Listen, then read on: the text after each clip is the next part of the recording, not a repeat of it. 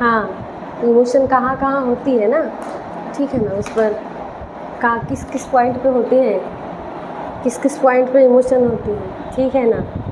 ठीक है, बताती हूँ इस बारे में सब।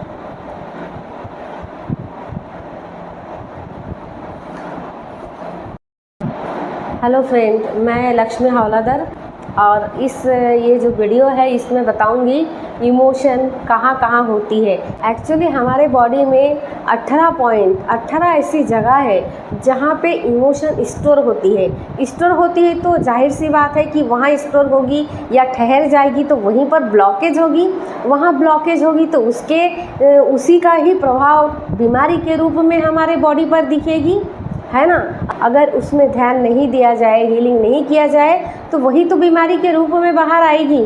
कभी किसी को सोराइसिस हो जाता है तो कभी किसी को शुगर हो जाता है, कभी किसी को हाई ब्लड प्रेशर हो जाता है, लो ब्लड प्रेशर हो जाता है, तो कभी किसी को कुछ और बीमारी हो जाते हैं। बहुत सारी बीमारी है, कभी किसी को ऑटो इम्यून डिजीज़ हो जाती है ना।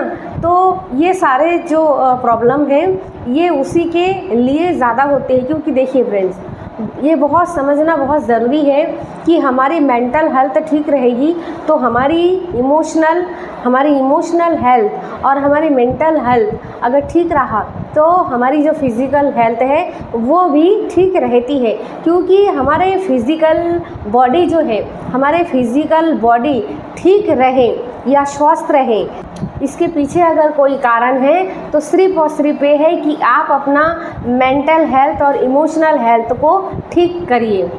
क्योंकि अगर आपके मेंटल हेल्थ और इमोशनल हेल्थ अगर ठीक रहा तो वो सारे चीज़ तो वहीं से ही आ रहा है ना। देखिए, एक छोटा सा विचार, जब एक छोटा सा विचार ही हमारे माइंड में आता है, एक छोटा सा विचार से ही बनता है स्ट्रेस, एंजाइटी, डिप्रेशन, ट्रॉमा या कोई भी ऐसे चीज़ें। यही तो सारे नेगेटिव कॉज है।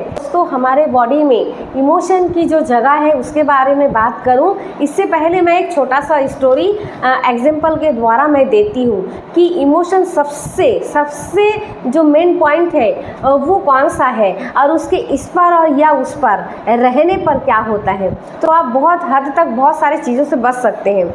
लेकिन इमोशन अगर हमारे उस पार्ट के नीचे से अगर पेट में चला जाता है या बाहर निकल जाता है तो ये दोनों ही सिचुएशन में क्या होगा, प्रॉब्लम होती है। किसी भी नेगेटिव इमोशंस को अगर आप बाहर जाने दिया तो होगा क्या, जैसे कि आपके अंदर कोई क्रोध है, गुस्सा, या आपके अंदर कोई ऐसे रोष है जिसे आप किसी को बोलते हैं ना कि चिल में रहा करो। भाई कैसे चिल में रहे? चिल में रहते रहते लोग जब तक ना चिल्लाए उस चीज़ की सैल्यूशन नहीं मिलती है। किसी व्यक्ति के अंदर क्रोध है, गुस्सा है और सामने वाले अगर कोई खड़ा है तो उस व्यक्ति के ऊपर अगर वो चिल्ला दे तो हो सकता है उस व्यक्ति के ऊपर से वो उसकी जो क्रोध है, जो चिल्लाहट है, जो चिल्लाने की सिचुएशन है, वो चिल्लाकर वो व्यक्ति, चिल्लाने वाला व्यक्ति शांत तो हो जाएगा, लेकिन फिर उसके चिल्लाने के असर जो सामने वाले पर पड़ता है फिर उसके ऊपर भी तो उसका प्रभाव होता है। वहाँ से भी तो रिश्ते खराब होने लगती है, खटास पड़ने लगती है,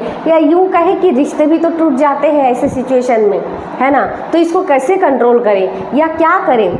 दूसरा सिचुएशन कि अगर आप उस पर नहीं चिल्लाए तो आप क्या करोगे, उस गुस्सा को दबाओगे, उस क्रोध को दबाओगे। और क्रोध को दबाने से क्या होता है, आपके पेट में वो क्रोध रहेगी, आपके माइंड में रहेगी, वहाँ से पेट में रहेगी, सारा शरीर में उस क्रोध को आपने क्या किया, जगह दे दिया, एक्सेप्ट कर दिया। आपके माइंड के अंदर एक स्पेस क्रिएट कर दिया और उस स्पेस के अंदर उस क्रोध को आपने जगह दे दी, स्थान घेर लिया। वो अब कहीं ना कहीं वो तो कहीं से तो निकलेगा, या तो सामने वाले के ऊपर में आप गुस्सा करोगे तो वहाँ से निकलेगी वो जो बैड इमोशंस है, जो एनर्जी है। और अगर आपके अंदर रखा तो फिर कहाँ प्रभावित होगा, आपके बॉडी में प्रभावित होगा, आपके बॉडी को खराब करेगी, आपके बॉडी के अंदर ही सारा चीज़ों का प्रभाव होगा। यानी गुस्सा और क्रोध जो भी नेगेटिव इमोशंस है, जो नेगेटिव वाइब्रेशन है, वो दोनों सिचुएशन में ही गड़बड़ है, दोनों सिचुएशन में ही खराब है। बाहर जाए तो भी खराब है, रिश्ते खराब हो सकते हैं घर वालों से, या अपने करीबी लोगों के ऊपर अगर गुस्से किया, ऑफिस में, कॉलेज में अगर गुस्सा किए तो फिर वही रिश्ते खटास होंगे या रिश्ते टूटेंगे। अगर आप उसको ना कहे तो आप क्या कर रहे हो, आप अपने गुस्से को दबा रहे हो, उस सिचुएशन में भी आपका ही बॉडी की खराबी है। तो अब सवाल ये होता है कि मैं मैम लक्ष्मी मैम हम क्या करें तो क्या करें, हम करें तो क्या करें, अब इसमें कैसे छुटकारा पाए। तो इसे अच्छी तरह से समझने के लिए मैं और आपको गहरी, मतलब अगर मैं इस स्टोरी को बोलूं तो शायद आप इसको और डेप्थ में समझने की कोशिश करिएगा और समझेंगे भी, मुझे ऐसा लगता है। तो इसे और अच्छी तरीके से समझें।